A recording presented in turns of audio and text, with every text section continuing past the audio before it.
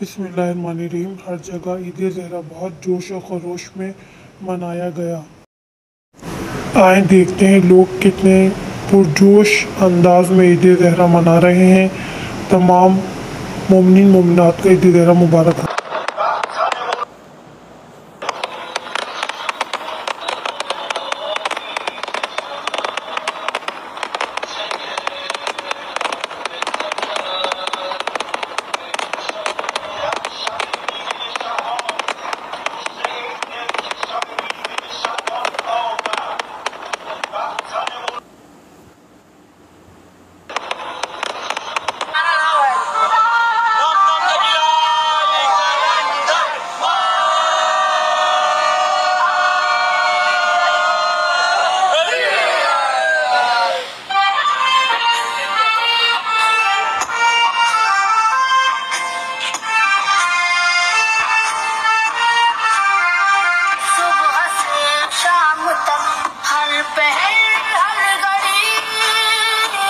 बंदे ज्यादा है, छोटा छोटा घाट है।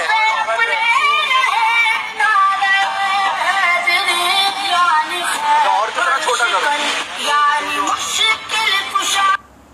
Hello, guys, thanks for watching my videos. Like, comment, share and subscribe my YouTube channel. Don't forget to press bell icon.